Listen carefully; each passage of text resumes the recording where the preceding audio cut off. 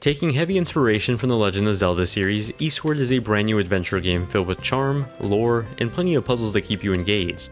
While its lore can at times come off a bit too dense, rest assured that underneath it is a worthwhile adventure. Across its 20 to 30 hour runtime, I was happy to see what the unconventional character duo had in store. Our story begins with John, a miner who's lived in the underground city of Pockrock for the last 40 years.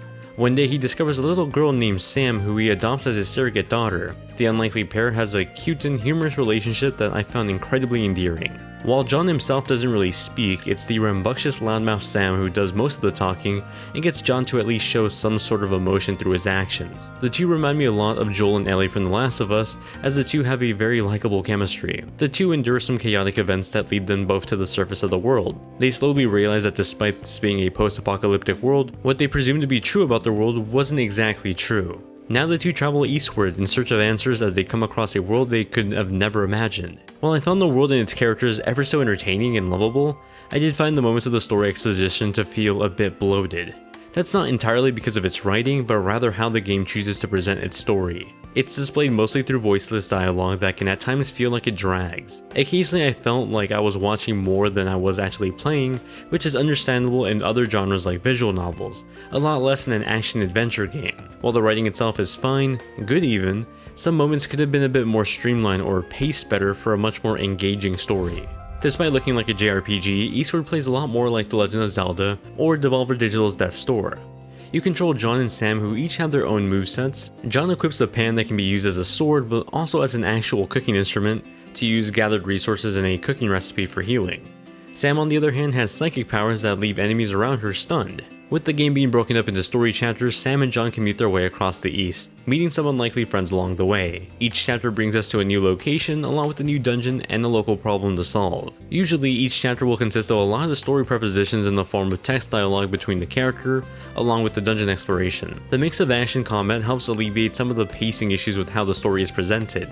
Because John has so much more direct attacks, I found myself using him a lot more for combat while I use Sam for more of the puzzle solving. Eastward does a pretty good job at pushing you to use both for puzzles, especially when they split the team apart. However, I failed to find a reason to actually use Sam outside of these moments, which was pretty disappointing, at least when it came to combat. Outside of that, the puzzles were pretty great and continued to evolve over the course of the next 20 to 30 hours. There's also a nice variety of minigames sprinkled in between, like a mini JRPG, slot machines, and a cooking simulator, just to name a few. While they didn't have that much depth to them, they provided a nice break from the usual. The highlights of experiencing the gameplay though were most certainly the boss fights that ranged from good to amazing. Presentation wise, they were a spectacle to behold, while gameplay wise, they always pushed me to really use my skill set that I just learned in the previous dungeon puzzles.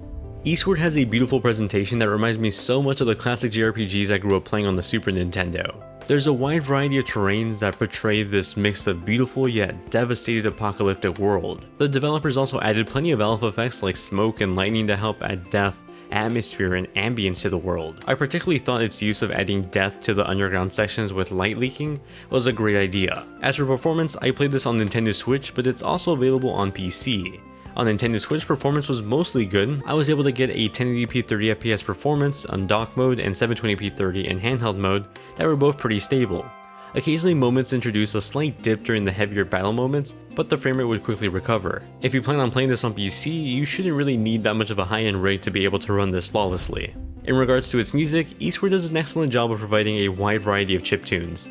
They were both able to capture the calm and charming aspects of John and Sam's relationship, juxtaposed with many of the faster paced beats for the dangerous dungeons you'll be exploring. Especially in the moments where John does a more showing than telling because he's a voiceless character, the music helped play a vital role in capturing the feelings of that moment. Also, since I was playing on the Nintendo Switch, I did notice some good use of HD rumble when coming across boss battles or figuring out puzzles and getting a reactionary rumble to activating a switch. It was oddly satisfying. I was looking forward to Eastward since the day was announced, and now that it's finally out, I'm excited to say that Eastward definitely lived up to my anticipation.